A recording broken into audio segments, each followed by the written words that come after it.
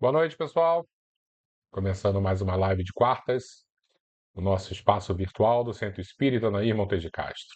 Que Jesus nos abençoe e que possamos unir os nossos corações a esse mestre que amamos tanto. Espero que todos estejam muito bem e hoje vamos dar prosseguimento à leitura do livro Boa Nova, psicografado por Chico Xavier e ditado pelo espírito Humberto de Campos. Lembrando que a nossa live ela inicia às 8 horas, aqui pelo Facebook, e como o próprio nome em inglês diz, live, o evento é ao vivo. Mas depois, quando encerramos o nosso pequeno estudo, aí sim eu subo para o YouTube, justamente para que se houver algum problema durante a transmissão, caia a internet, tal, a gente vai ter uma dificuldade apenas no Facebook e no YouTube ela vai subir sem maiores problemas quando tudo retornar, tá bom? Então, no Facebook é ao vivo e no YouTube ela é gravada. E lá no YouTube, você entrando em Centro Espírita Nair Montes de Castro, na verdade são apenas as iniciais, CENM de Maria C, oficial, nós vamos ter uma playlist com diversos e diversos temas, outros livros que já lemos, como A Caminho da Luz, como também o livro Nosso Lar, esse já é o nosso terceiro evento de leituras de livros, e algumas outras experiências também de lives, conversas sobre diversos assuntos. Aí depois, quem quiser dar uma fuçada que vai encontrar muito conteúdo legal. E hoje nós vamos falar sobre o servo bom, a história de Zaqueu. Zaqueu foi aquele publicano, aquele cobrador de impostos que Jesus teve a oportunidade de encontrar e transformar a vida. Uma história muito bonita e muito atual. Então, nós temos hoje, na nossa introdução, diversos pontos bem interessantes a conversar.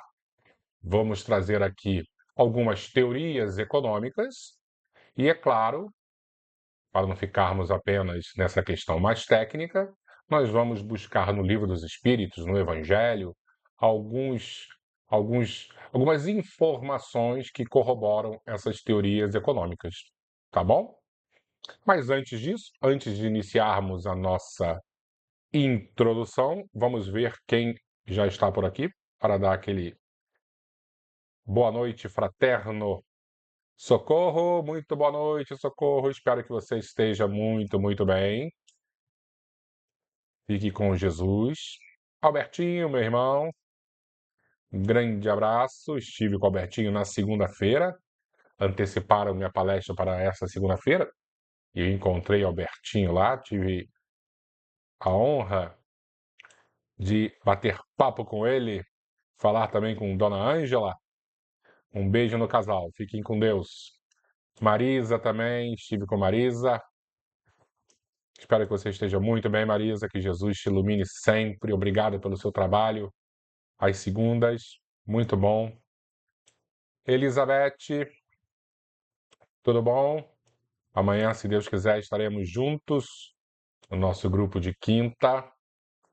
Denise, muito boa noite. Que Jesus abençoe você e a sua família. Amanhã também, se Deus quiser, estarei com a sua filha. Sérgio, boa noite, Sérgio. Estaremos juntos também amanhã, se Deus quiser. Maria Cecília, minha filhada, tudo bom? Super beijo para você. Mando um beijo para todos aí na sua casa, até para a Morinha, nossa querida cachorrinha linda. Maria Terezinha, boa noite. Jesus te abençoe, ilumine sua família, seu neto querido também. Eu acho que as pessoas já vão chegando, né? Aí podemos iniciar. Boa noite, Laura. Bem-vinda. Jesus te abençoe. Então vamos voltar aqui para a tela. Então, conforme eu estava falando, hoje o tema é sobre Zaqueu, o publicano rico, né? e que era muito mal visto pelas pessoas, porque os cobradores de impostos, é lógico que eles eram mal vistos, né? Quem está acompanhando a série The Chosen, Os Escolhidos, que está na Netflix, e a última temporada, a temporada quarta, ela está já no aplicativo, porque existe um aplicativo, né, que dá para baixar no celular e assistir a última temporada. E a quinta temporada já vai estrear também. E Mateus, que interessante, né, que eles colocaram esse personagem bíblico, né, essa figura tão importante, porque ele é um dos evangelistas, ele escreveu sobre a vida de Jesus. Ele, dentro dessa série The Chosen, é um autista. E além de autista, um cobrador de impostos também, um publicano. E aí retrata bem interessante, de maneira interessante, como Mateus era mal visto, até pelos seus companheiros ali de trabalho com o Cristo, que dirá com a sociedade em geral. E Zaqueu, o personagem de hoje, do livro, do nosso capítulo, do Boa Nova, também era um cobrador de impostos, um publicano. Então vai ser bem interessante. Mas o que eu estava pensando em conversar com todos nesta nossa introdução? Porque quando a gente fala de riqueza, né? Zaqueu era um homem muito rico, nós estamos falando de uma certa celeuma, uma certa divisão da sociedade que existe desde sempre. E eu acho que hoje em dia até ficou um pouquinho pior, porque existem algumas ideologias que corroboram, que colocam lenha, né, nessa fogueira aí, e cada vez a chama dessa divisão fica mais acesa. Então, nós vamos falar um pouquinho sobre emprego das riquezas, de algo que aterroriza as pessoas, né? Que são as diferenças sociais. Toda vez que a gente abre o jornal e aí tá lá assim, aumentaram as diferenças sociais, as desigualdades sociais, e as pessoas ficam horrorizadas, né, com essa combinação dessas duas palavras, né, desigualdade social. Isso assusta muitas pessoas. E a gente vai tentar entender por que assusta e será que realmente é tão perigoso, é tão complicado, é tão danoso termos desigualdades sociais? Então eu preparei um PowerPoint justamente para tentarmos entender isso à luz da economia. Então, são as desigualdades sociais e o famoso jogo de soma zero, que é muito utilizado por uma parcela da população. O que seria o jogo de soma zero? A gente vai ler aqui essa explicação e depois vai tentar falar com a linguagem própria. Na economia, o jogo de soma zero é uma teoria que modela situações e que os recursos são limitados e os ganhos de um jogador são iguais às perdas do outro. Às vezes é um pouco complicado da gente entender, né? Então vamos lá, o que seria o jogo de soma zero? Se eu tenho R$ 1.000, é porque alguém perdeu R$ 1.000. Entendeu? 1.000 menos 1.000 é igual a zero. Não é assim, eu tenho R$ 1.000, eu ganhei R$ 1.000, o outro, meu vizinho, ficou com zero, porque ele não ganhou nada. Na verdade, o que tentam nos vender é que se eu ganhei 1.000, alguém perdeu R$ 1.000. E aí, isso gera diversos problemas, porque se a gente vê uma pessoa rica, ela é o quê? Ela é responsável pela miséria de outras. Mesmo que ela seja um empresário que tenha diversos funcionários, não, ela é uma pessoa exploradora, porque se ela é rica, se ela tem um patrimônio lá de 100 milhões de reais, é porque a população perdeu 100 milhões de reais para ela. E aí, o que na verdade nós temos dentro do jogo de soma zero, que na verdade é um jogo de soma não zero? No entanto, a economia não é um jogo de soma zero, pois os indivíduos geram riqueza ao trocarem bens econômicos. A produção e distribuição de bens econômicos estão interligadas. Um jogo de soma não zero é uma situação em que todos os participantes podem ganhar ou perder juntos. Então, quando o empresário que tem lá um patrimônio de 100 milhões de reais ele abre a sua empresa, ele tem seus funcionários, esses funcionários estão também ganhando dinheiro. Não é ele, ó, eu estou explorando todo mundo, porque quando nós somos bombardeados por essa ideia, né, parece realmente que ele é um grande opressor. Está obrigando as pessoas a trabalharem com ele, pagando o mínimo possível, explorando. Ele pega todo o lucro e os funcionários são quase escravos, né, que são obrigados a trabalhar. E na prática não é assim. As pessoas têm opção de mudar de emprego se quiserem, né? De estudarem mais, prepararem-se mais para conseguir salários melhores. Todo mundo tem essa oportunidade. É claro que pessoas têm mais facilidades, outras têm menos facilidades. O mundo não é justo, o mundo não é igual. Mas achar que o detentor do capital é o explorador, essa teoria já caiu por terra há muito e muito tempo. Então, a partir disso, nós vamos olhar esse gráfico pequenininho aqui que a gente fez, bem simples, só para entender. Vamos imaginar as desigualdades sociais. A linha verde, aqui da esquerda, seria a linha das pessoas que ganham mais no país. E a linha vermelha seria as pessoas que ganham menos no país. Tá bom? Então, olha a diferença, a desigualdade social enorme. A distância entre o verde e o vermelho. Então, o que a gente vai fazer? Nós vamos dificultar a vida da pessoa que está lá em cima, no topo da cadeia alimentar, que é a linha verde, e vamos achar mais, vamos dificultar a abertura de empresa, vamos criar uma porção de obstáculos, porque justamente essas pessoas, como são opressoras, elas não podem acumular capital. O que a gente começa a perceber na prática? Que, ok, elas começam a perder, mas a linha da pobreza ou linha da miséria, queiram falar como quiserem, que é essa linha vermelha, ela começa a descer também. E no final, as desigualdades sociais diminuem absurdamente. Por quê? Porque todos os dois acabam ficando abaixo da posição inicial. O terceiro gráfico, repara que tanto o verdinho quanto o vermelho estão lá no fundo. Perde todo mundo quando nós dificultamos, quando nós demonizamos a vida do gerador de riqueza, que principalmente é o empresário. Tá bom? Então vamos olhar aqui essa situação. Começamos na mesma oportunidade ali. Geração de riqueza, as pessoas mais ricas são o verdinho e as pessoas mais pobres são ali o vermelhinho. Quando você facilita a vida do gerador de emprego, tira burocracia, né? Às vezes você cobra menos impostos. O que acontece com ele? Ele acaba ganhando muito mais. E o que acontece com a sociedade em geral? Ela acaba ganhando também. Então, a linha da pobreza começa a se modificar. As pessoas começam a sair da linha da pobreza. Justamente por quê? Porque essa riqueza, queira ou não queira, ela acaba sendo dividida para demais parcelas da sociedade. Tá bom?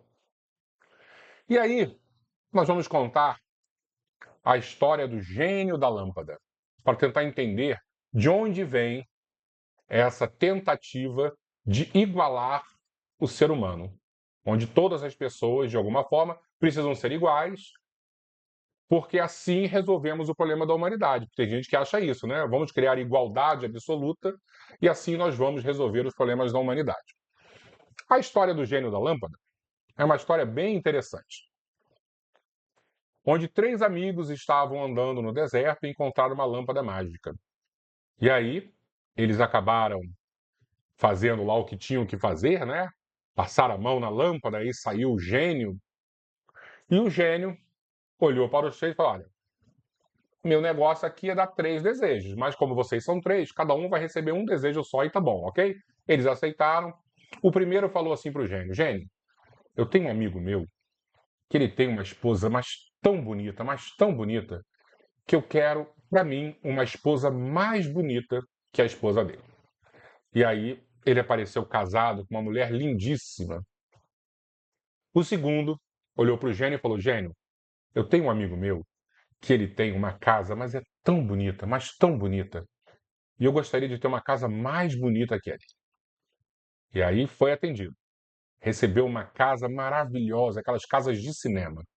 E o terceiro chegou para o Gênio e falou: Gênio, eu tenho um amigo meu que tem uma vaca. A vaca dele, ela dá muito leite, muito leite. Ele bebe bastante leite, a família toda bebe leite. As outras pessoas que estão à sua volta também bebem leite. Eu quero que você mate a vaca dele. O que é isso? Isso é a inveja. O invejoso, ele não quer uma vaca maior, que dê mais leite. O invejoso quer que a vaca do seu amigo, do seu conhecido, morra. Ele quer a infelicidade do outro. E aí nós temos que tentar entender: será que quando nós demonizamos o empresário, o milionário, o milionário tem um avião.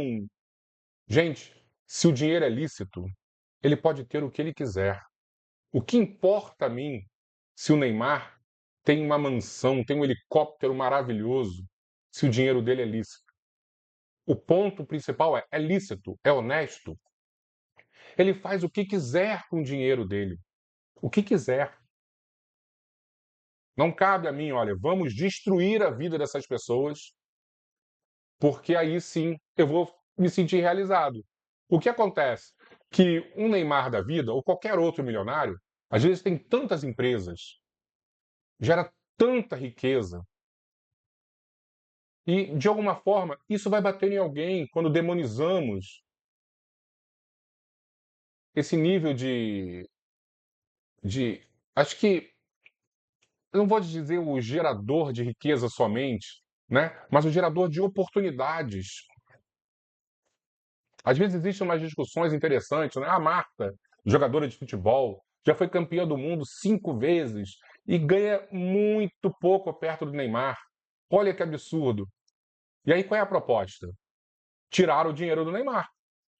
Por quê? Porque acha que alguém vai dar a mesma quantidade de dinheiro para Marta para equilibrar na balança? Não, não vai, porque a Marta, infelizmente, no Brasil, não vende. As pessoas não assistem o futebol feminino.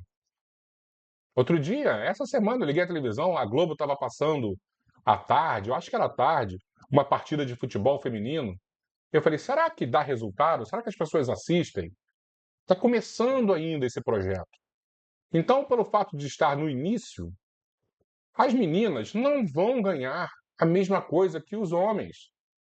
E homens ainda são pouquíssimos que ganham esse dinheiro todo. Então, vamos resolver o problema como? Não vai ser elevando o salário da Marta, vai ser diminuindo o do Neymar. Isso é o quê? Isso é inveja. Isso não resolve o problema. Dito isso, nós vamos sair das teorias econômicas e vamos para o Livro dos Espíritos, que o Livro dos Espíritos nos ensina muita coisa.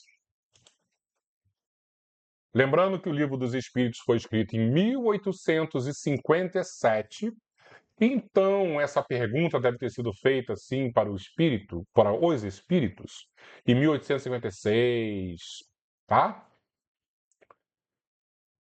Ele vai fazer a seguinte questão: será possível e já terá existido a igualdade absoluta das riquezas? Não, nem é possível. A isso se opõe a diversidade das faculdades e dos caracteres. Quando a gente vai tentar igualar o Neymar com a Marta, vai ser impossível, porque cada um tem uma característica diferente. E como é que a lei do mercado funciona? Quem vende mais, ganha mais. Gisele Bündchen, durante muito tempo, foi a modelo mais bem paga do mundo. Então, na época, sei lá quem seria o modelo, Paulo Zulu, ele ganhava muito menos. O que a gente faz então? Não, tira o dinheiro da Gisele e vamos equilibrar? As mulheres vendem muito mais que os homens na moda. Isso é lei de mercado. Não é assim que a gente vai resolver. Há, no entanto, homens que julgam ser esse o remédio, isto é, a igualdade absoluta, aos males da sociedade. Que pensais a respeito? E aí o espírito é muito direto. São sistemáticos esses tais ou ambiciosos, cheios de inveja. Olha a nossa história da lâmpada mágica. A inveja, querer nivelar todo mundo por baixo, porque quando nós igualamos, nós nivelamos por baixo. Não compreendem que a igualdade com que sonham seria, a curto prazo, desfeita pela força das coisas. Combatei o egoísmo, essa palavra é muito importante a gente entender. Combater o egoísmo, que é a vossa chaga social, e não corrais atrás de quimeras. Então, não são as desigualdades, mas o egoísmo que nós temos que combater. Que quando nós entramos, quando nós evangelizamos o ser humano, naturalmente as diferenças vão diminuindo, a ajuda, a bondade, a benevolência, isso tudo acaba crescendo no planeta. É assim que nós resolvemos. Só que dá trabalho, dá muito trabalho. A ação no bem dá muito trabalho. O problema é que a ação no bem, ela é duradoura. E a ação no mal, ela faz muito barulho, só que acaba muito rápido.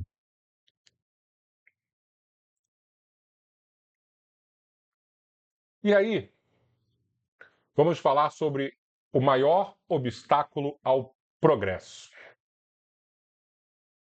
Mais uma vez, o espírito falando que o orgulho e o egoísmo são os maiores obstáculos ao progresso. E aí ele diz: refiro-me ao progresso moral, porquanto o intelectual se efetua sempre.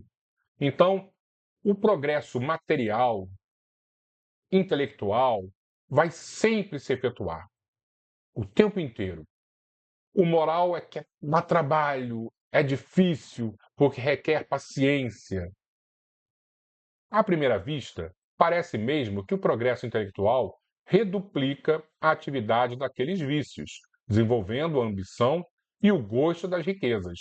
Então, quando o progresso material vai surgindo, ou o progresso intelectual, o gosto pelas riquezas, ainda mais porque o intelecto não está nivelado ainda ao moral, então o gosto das riquezas, dos vícios, ele aumenta, que a seu turno incitam o homem a empreender pesquisas que lhe esclarecem o espírito.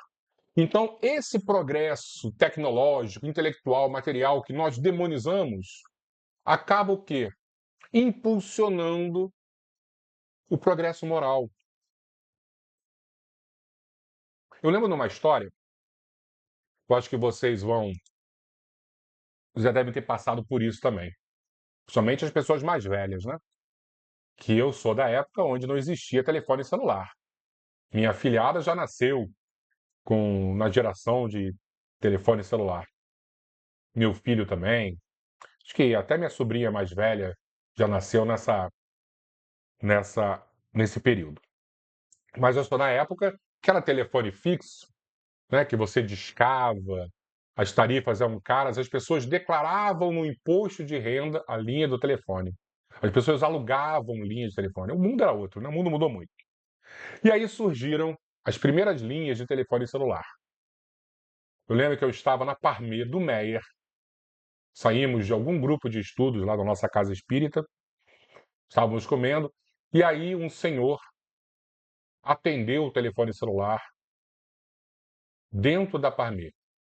Ninguém sabia direito o que era aquilo. Claro que todo mundo já tinha ouvido falar em telefone celular, mas foi um mal-estar generalizado no restaurante. Por quê? Porque todos que ali estavam, e ainda mais, e o senhor ainda falou de maneira muito baixinha, né? Não é aquela pessoa espalhafatosa para chamar a atenção, mas o fato de ter tocado e de ter atendido gerou um sentimento em todos nós de inveja. E aí todo mundo falava baixinho: nossa, que coisa horrorosa, coisa ridícula, né? A pessoa com um telefone celular. Hoje em dia, todos nós temos o nosso telefone celular. Todos. A população inteira, se bobear, tem um ou mais aparelhos. Acho que devem existir mais aparelhos de celular, mais linhas do que habitantes aqui no Brasil. É claro que se a pessoa atende falando alto, é mal educada, gera um mal-estar. Mas se você está sentado num restaurante, toca o telefone, você atende baixinho, você acha que alguém do lado vai olhar e pensar assim, poxa, que cara é ridículo estar fazendo isso numa mesa de restaurante? Por que nós fazíamos? Nós fizemos isso. Voltando, inveja. Só que eu fico imaginando esses pioneiros que pagaram fortunas e todos os investimentos em tecnologia que acabaram, depois de um certo tempo, barateando e gerando a oportunidade de hoje é uma pessoa, um profissional liberal, ter seu celularzinho e tem seus clientes cadastrados, o quanto isso facilitou a vida das pessoas. Vocês estão entendendo que às vezes no início, o primeiro a ter, os primeiros a terem são demonizados, mas a tecnologia vai barateando e qualquer cidadão pode ser, de alguma maneira, agraciado, porque responde imediatamente um cliente, consegue fechar o negócio pelo telefone. Então, isso nós temos que entender, que às vezes o progresso intelectual, que é para poucos, chega para uma grande parcela da sociedade. Então, por que demonizar? Nós temos que sim aplaudir aqueles que são os pioneiros. Vamos continuar. Emprego da riqueza. Não, deixa eu voltar aqui porque acho que eu não li, né? Ou eu li? Deixa eu ver aqui. Eu li, né? Eu acho que eu li, sim. Então, vamos passar esse slide. Emprego da riqueza. E aí eu lembro também, uma vez, uma palestra, foi exatamente esse tema, emprego da riqueza. E eu comecei fazendo algumas perguntas para as pessoas. E eu lembro exatamente a fisionomia de dos nossos queridos que estavam assistindo a palestra no início, assim, todos concordando. E aí depois eu acho que muita gente parou para pensar, né? Eu comecei a fazer a pergunta assim: vocês acham, de alguma maneira, correto um milionário vai num restaurante e gasta uma fortuna numa conta, bebendo os vinhos mais caros do mundo, comendo as coisas assim, os supérfluos mais caros do mundo, enquanto existem pessoas passando fome? E aí todos começaram a concordar, dizendo que realmente era um absurdo. Ou vocês acham que as pessoas, sem ter o que beber, uma água limpa, ter uma pessoa que gasta uma fortuna numa piscina para todo mundo se divertir, aí o pessoal começou a pensar, realmente as pessoas não têm água para beber, né? Por que o outro tem piscina, tal? Aí eu perguntei, a não ser que você seja o garçom desse restaurante. Porque quando você é um garçom do restaurante de milionário, a sua gorjeta é muito mais alta do que, por exemplo, de um garçom da Parmê, sem querer desmerecer o garçom da Parmê, sem querer desmerecer a Parmê, que eu gosto muito. Mas um garçom de restaurante 3 estrelas Michelin, o salário dele é muito maior do que um garçom de um restaurante mais simples. Então, se você estiver nessa posição, você vai querer que os seus clientes paguem muito mais. Se você tiver uma empresa de construção de piscina, você vai querer que toda a população construa uma piscina em suas casas. Então, o que nós temos que analisar? Que dependendo de onde você estiver trabalhando, você vai querer mais, menos alguma coisa. Mas nós temos que ser justos. Por que eu estou falando isso? Porque eu lembro de um jornalista da Globo, que é espírita também, eu lembro de uma época, mas uma crise financeira terrível, terrível que o Brasil estava passando, muita gente desempregada. E aí chegou no Natal, ele falou assim: pessoal, vamos ver se nesse Natal nós não gastamos nada, porque a crise está muito grande. Vamos pegar assim alguma coisa que nós não usamos nas nossas casas E aí você vai e dá isso como presente no amigo oculto, pega um livro usado e dá para a pessoa. A crise está muito grande. E eu achei tão bonito isso, né? A não ser que eu tivesse uma loja e estivesse já a ponto de falir e que esse conselho tivesse chegado aos meus clientes. Aí meus clientes não iriam consumir nada no Natal e aí sim eu ia fechar e ia ter que demitir dezenas ou centenas de funcionários. Não seria mais justo ele dizer assim: olha, pessoal, estamos aqui no mês de dezembro, um calor horroroso que é o verão aqui no Brasil. Por que nós não desligamos a nossa televisão? Justamente porque quando desligamos a televisão, temos um menor consumo de energia elétrica e aí as nossas gerações de energia, né, principalmente no final do ano, quando está muito quente, tem que ligar também as, as nossas indústrias de, sei lá, carvão, petróleo, poluentes à beça. Então vamos fazer isso, vamos desligar agora o nosso jornal, a nossa televisão, para salvar o planeta. Mas ele não falou isso, porque isso vai impactar no seu salário. Mas o salário dos outros a gente pode mexer tranquilo. Aí eu quero salvar o planeta deixando de comprar o presentinho para o meu filho, para minha esposa, para minha mãe, para o meu pai. Isso eu salvo. Mas desligando a televisão, não.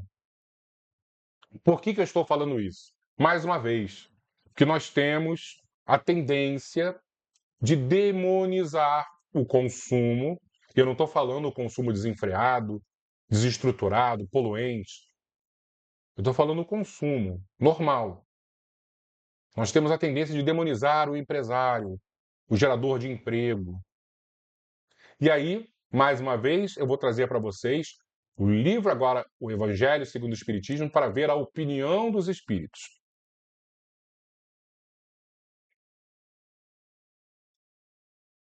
É emprego da riqueza. O mau uso da riqueza consiste em os aplicar exclusivamente na sua satisfação pessoal. Bom é o uso, ao contrário, todas as vezes que deles resulta um bem qualquer para outrem. Então, toda vez que eu utilizo da riqueza para um proveito de outra pessoa, eu estou fazendo um bom uso da minha riqueza. Então, mais uma vez, se meu dinheiro é lícito e eu quero ir no restaurante e gastar uma fortuna, alguém está ganhando com isso. É o cozinheiro, é o garçom, é o sommelier, é a pessoa da portaria, todos eles ganham 10%. E, de alguma forma, o dono do restaurante, que pode abrir mais um restaurante, gerar mais emprego. Nós temos que parar de enxergar a economia como um jogo de soma zero. Dever, porém, igualmente imperioso e meritório é o de prevenir a miséria. Tal, sobretudo, a missão das grandes fortunas, missão a ser cumprida mediante os trabalhos de todo gênero que com elas se podem executar. Trabalhos de todo gênero. Geração de riqueza, geração de emprego. Nem pelo fato de tirarem desses trabalhos legítimo proveito, os que assim as empregam. Olha que frase importante para os dias atuais. Eu estou tirando proveito do trabalho de uma outra pessoa, o meu funcionário. Então, nem pelo fato de tirarem desses trabalhos legítimo proveito, os que assim as empregam, deixaria de existir o bem resultante delas. Existe o bem quando a gente gera emprego, porquanto o trabalho desenvolve a inteligência e exalça a dignidade do homem, facultando-lhe dizer, altívulo que ganha, facultando-lhe dizer, altívulo que ganha o pão que come, enquanto a esmola humilha e degrada. A esmola, claro que a gente tem que ajudar, mas a esmola humilha. Se a pessoa tiver a oportunidade de pagar salário, isso sim é digno. A riqueza concentrada em uma mão deve ser qual fonte de água viva que espalha a fecundidade e o bem-estar ao seu derredor. Vossos nomes serão benditos na terra, e quando a deixardes, o soberano Senhor vos dirá, como na parábola dos talentos: Bom e servo fiel, entra na alegria do teu Senhor. Esse é o tema do estudo desta noite. O servo fiel. Nessa parábola, o servidor que enterrou o dinheiro que lhe fora confiado é a representação dos avarentos, em cujas mãos se conserva improdutiva riqueza. Se, entretanto, Jesus fala principalmente das esmolas, é que naquele tempo e no país em que ele vivia, não se conheciam os trabalhos que as artes e a indústria criaram depois, e nas quais as riquezas podem ser aplicadas utilmente para o bem geral. Então, esse é um texto escrito pós-revolução industrial, na era do capitalismo. E o que o Espírito está dizendo aqui no Evangelho segundo o Espiritismo? Que Jesus, naquela época, estava falando para uma sociedade que não existia esse tipo de indústria, de artes. Então, ali, a lição era esmolas. Mas hoje não.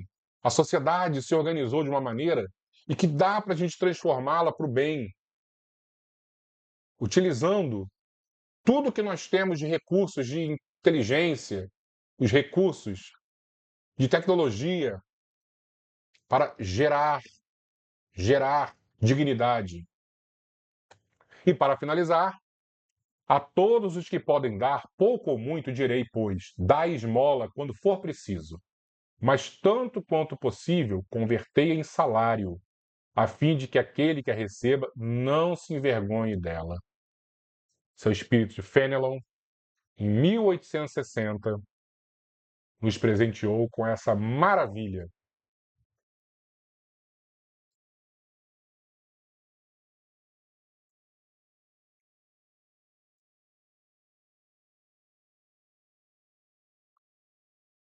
Minha querida amiga Silvia escreveu: se não houver consumo, como haverá salário e emprego? Exatamente, Silvia.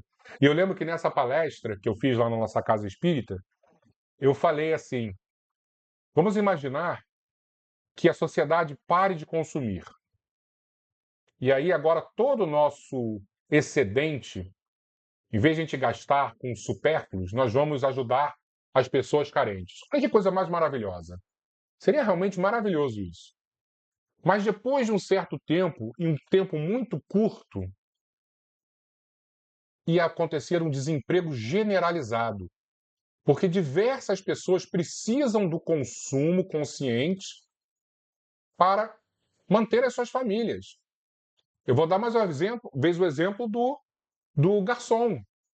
Ah, não, eu não vou mais no restaurante, que é um supérfluo no restaurante. E aí todos os garçons vão ser demitidos. E aí daqui a pouco nós vamos ter uma multidão nas ruas, porque todo mundo perdeu o emprego.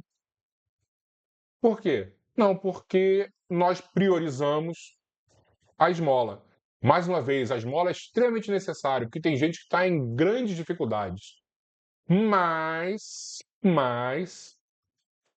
existem outras prioridades. E é isso que nós vamos ver na leitura do livro desta noite. Deixa eu organizar aqui, porque eu acho que está um pouquinho torto.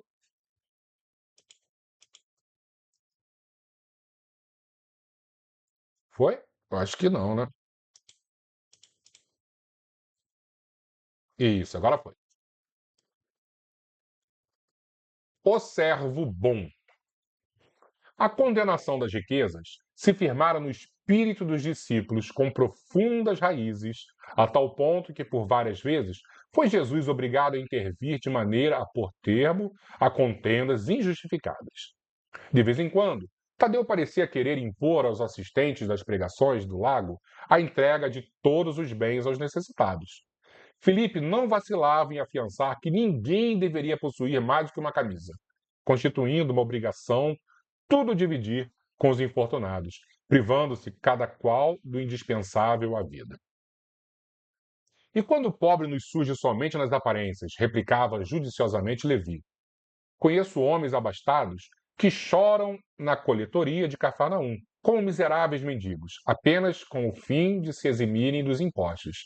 Sei de outros que estendem as mãos à caridade pública e são proprietários de terras dilatadas. Estaríamos edificando o reino de Deus se favorecêssemos a exploração? Tudo isso é verdade, redarguiu Simão Pedro.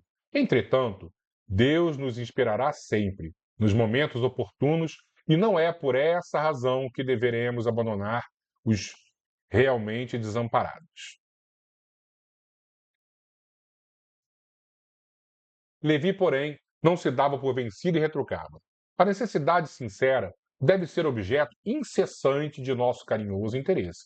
Mas, em se tratando dos falsos mendigos, é preciso considerar que a palavra de Deus nos tem vindo pelo Mestre, que nunca se cansa de nos aconselhar vigilância.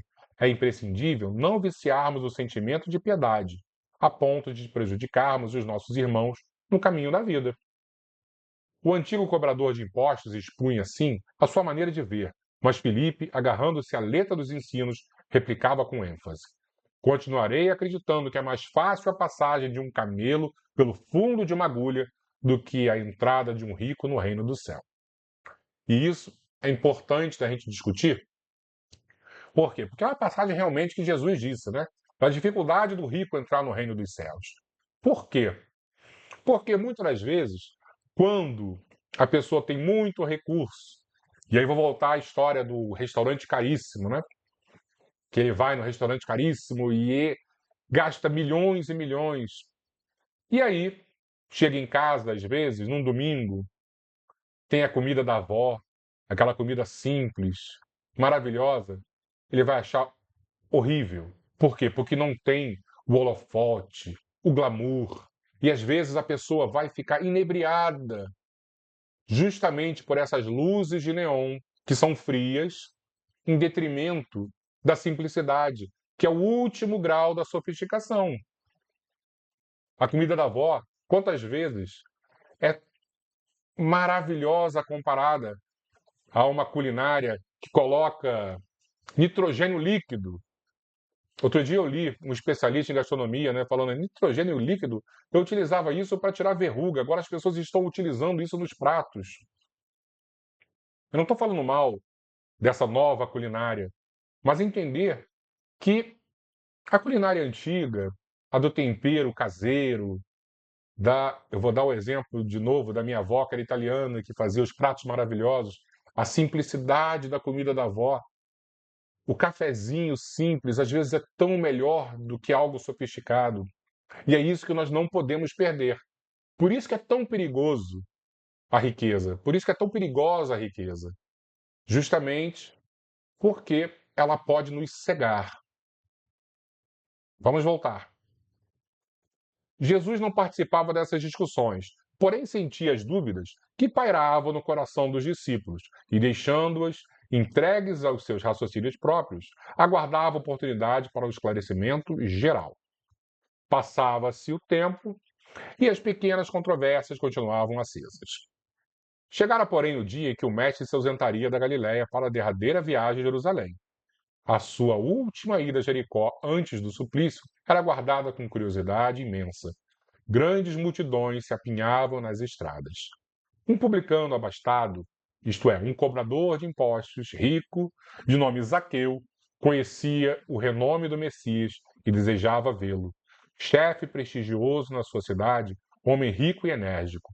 Zaqueu era, porém, de pequena estatura, tanto assim que, buscando satisfazer ao seu vivo desejo, procurou acomodar-se sobre um sicômoro, uma árvore, levado pela ansiosa expectativa com que esperava a passagem de Jesus.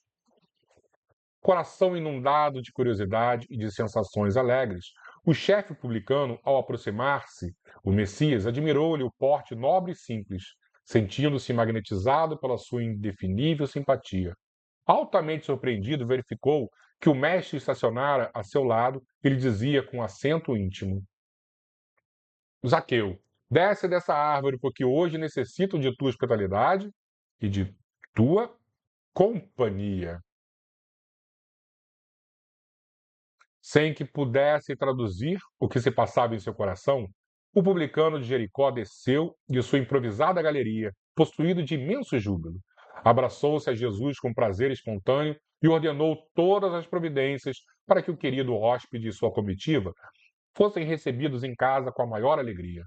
O mestre deu o braço ao publicano e escutava atento as suas observações mais insignificantes, com grande escândalo da maioria dos discípulos. Não se tratava de um rico que devia ser condenado. Perguntava Filipe a si próprio. E Simão Pedro refletia intimamente: como justificar tudo isso se Zaqueu é um homem de dinheiro e pecador perante a lei?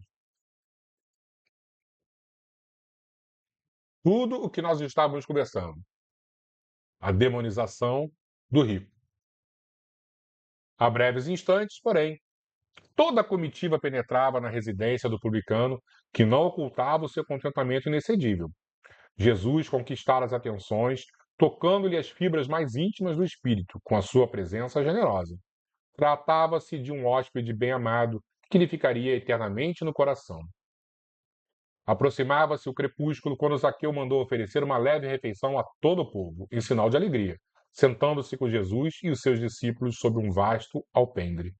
A palestra versava sobre a nova doutrina, e sabendo que o mestre não perdia ensejo de condenar as riquezas criminosas do mundo, o publicano esclarecia com toda a sinceridade de sua alma: Senhor, é verdade que tenho sido observado como um homem de vida reprovado, mas desde muitos anos venho procurando empregar o dinheiro de modo que represente benefícios para todos os que me rodeiem na vida.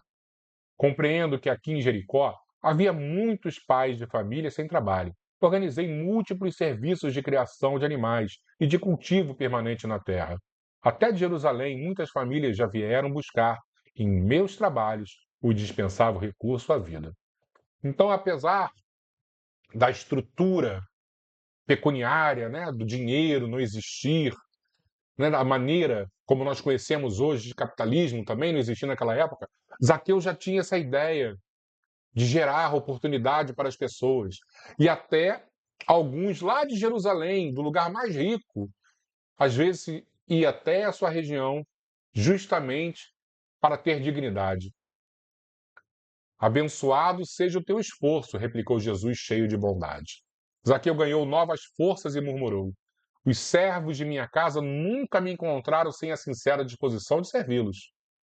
Regozijo-me contigo, exclamou o Messias, porque todos nós somos servos de nosso Pai. O publicano, que tantas vezes fora injustamente acusado, experimentou grande satisfação. A palavra de Jesus era uma recompensa valiosa à sua consciência dedicada ao bem coletivo. Extasiado, levantou-se e, estendendo ao Cristo as mãos, exclamou alegremente: Senhor, Senhor, tão profunda é minha alegria que repartirei hoje com todos os necessitados a metade dos meus bens. E se em alguma coisa tenho prejudicado alguém, indeniza-lo-ei quadruplicadamente. Isso está em Lucas 19, 8. Jesus o abraçou com um formoso sorriso e respondeu: Bem-aventurado és tu, que agora contemplas em tua casa a verdadeira salvação. Alguns dos discípulos, notadamente Filipe e Simão, não conseguiam ocultar suas deduções desagradáveis. Mais ou menos aterrados às leis judaicas e atentando somente no sentido literal das lições do Messias, estranhavam aquela afabilidade de Jesus, aprovando os atos de um rico do mundo, confessadamente publicano e pecador. E como o dono da casa se ausentasse da reunião por alguns minutos, a fim de providenciar sobre a vinda de seus filhos para conhecerem o Messias, Pedro e outros prorromperam numa chuva de pequeninas perguntas. Por que tamanha aprovação ao rico mesquinho? As riquezas não eram condenadas pelo Evangelho do Reino? Por que não se hospedaram numa casa humilde, sim naquela vivenda suntuosa, em contraposição aos ensinos da humildade? Poderia alguém servir a Deus e ao mundo de pecados? O mestre deixou que cessasse as interrogações e esclareceu com generosa firmeza: Amigos, acreditais, porventura, que o Evangelho tenha vindo ao mundo para transformar todos os homens em miseráveis mendigos? Esse é o grande ponto. Se todos nós pegarmos as nossas riquezas e, de alguma maneira, pararmos de consumir, pararmos de gerar mais riquezas e começarmos a doar tudo, vai ser maravilhoso no primeiro, no 10º dia. Mas chega uma hora que vai acabar. Acaba a produção e todo mundo vai virar mendigo. Então a desigualdade social acabou, porque virou todo mundo mendigo. E será que é isso que realmente Deus quer? Eu vou voltar a ler esta frase. Acreditais, porventura, que o Evangelho tenha vindo ao mundo para transformar todos os homens em miseráveis mendigos? Qual a esmola maior? A que socorre as necessidades de um dia? Essa esmola realmente que nós conhecemos? Ou a que adota providências para uma vida inteira? Ou a que vai gerar transformação para uma vida inteira? No mundo vivem os que entesouram na terra e os que entesouram no céu. Os primeiros escondem suas possibilidades no cofre da ambição e do egoísmo, e por vezes atiram moedas douradas ao faminto que passa, procurando livrar-se de sua presença. Os segundos ligam suas existências a vidas numerosas, fazendo de seus servos e dos auxiliares de esforços a continuação de sua própria família. Estes últimos sabem empregar o sagrado depósito de Deus e são seus mordomos fiéis à face do mundo. Os apóstolos ouviam-no espantados. Filipe, desejoso de se justificar depois da argumentação incisiva do Cristo, exclamou: Senhor, eu não compreendia bem, porque trazia o meu pensamento fixado nos pobres que a vossa bondade nos ensinou a amar. Entretanto, Filipe, elucidou o mestre, é necessário não nos perdermos em viciações do sentimento. Nunca ouviste falar numa terra pobre, numa árvore pobre, em animais desamparados? E, acima de tudo, nesses quadros da natureza que Zaqueu procura atender, não vês o homem, nosso irmão?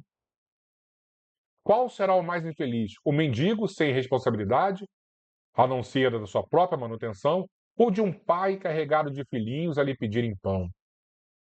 Como André observasse com grande brilho nos olhos, maravilhado com as suas explicações, o mestre acentuou: Sim, amigos, ditosos os que repartirem os seus bens com os pobres, mas bem-aventurados também os que consagram suas possibilidades aos movimentos da vida, cientes de que o mundo é um grande necessitado e que sabem assim servir a Deus com as riquezas que lhes foram confiadas.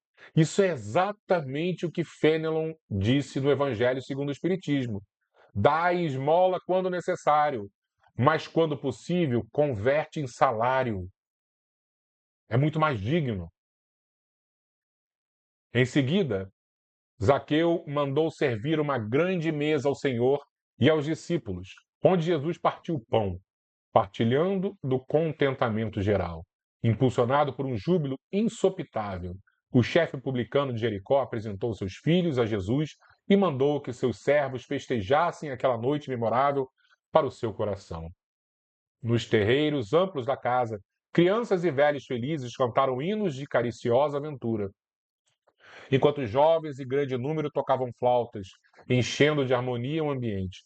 Foi então que Jesus, reunidos todos, contou a formosa parábola dos talentos, conforme a narrativa dos apóstolos, e foi também que, pousando enternecido e generoso olhar sobre a figura de Zaqueu, seus lábios divinos pronunciaram as imorredoras palavras: Bem-aventurado seja tu, servo bom e fiel.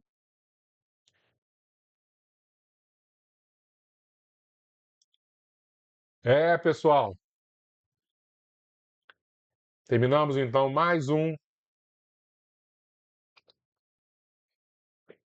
dos nossos preciosos estudos desse livro, que é muito, muito profundo e que aborda diversos pontos do nosso dia a dia, da nossa realidade, diversas questões que às vezes dividem o ser humano. E o Evangelho do Cristo nunca vai nos dividir, muito pelo contrário. É claro que nós vamos interpretando de maneira equivocada, sim, causar a divisão, mas a sua proposta é trazer a paz. Então, toda vez que lermos, que abraçarmos uma ideologia que não tem como base o amor, a união, o respeito às diferenças, olhemos com muito, muito cuidado e muita cautela. Vamos fazer a nossa prece. Lembrando da sugestão do nosso querido irmão Alberto, uma água para que os bons espíritos possam fluidificar e transformar esse simples líquido numa bebida que é o remédio para as nossas almas. Vamos lá, pessoal. Vamos fechar os nossos olhos e vamos lembrar do nosso querido Mestre Jesus. Quando Jesus nos ensinou que Ele era o caminho, a verdade e a vida, muitos não compreenderam essa mensagem. Mas com o amadurecimento do Espírito vamos percebendo que sem Ele, que sem o seu exemplo, sem a sua direção, sem a sua luz, estaremos perdidos. Sim, o Mestre é o caminho, a verdade e a vida. E sem Ele, ninguém chegará ao Pai. Então hoje, vamos unir os nossos pensamentos a esse querido representante de Deus na Terra. Aquele que se comunicava com o Criador por ter a mente pura, por ter o pensamento reto, por merecer. E a nossa dádiva é já conseguir compreender, identificar no Messias a interpretação perfeita de Deus. Seguir os seus passos é andar na direção correta. Imitar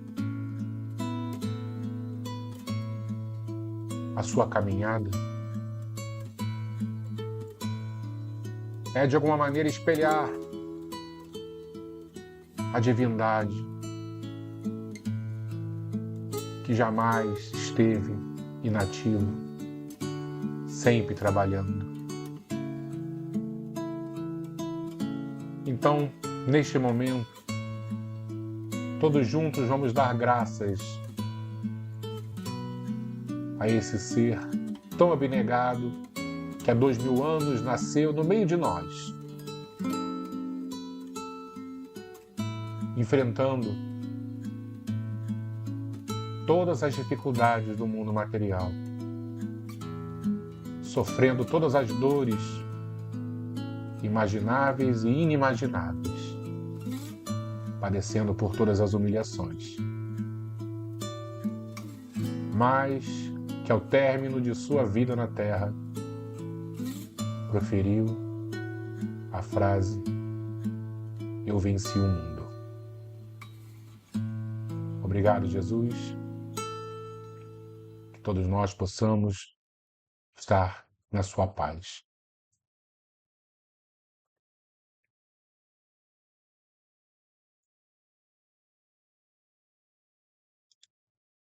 Muito obrigado, pessoal.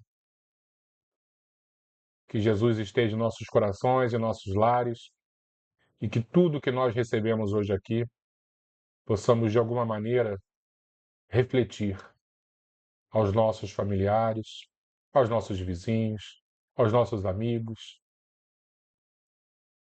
que a luz que de alguma maneira absorvemos não fique parada em nossos corações, seja levada adiante.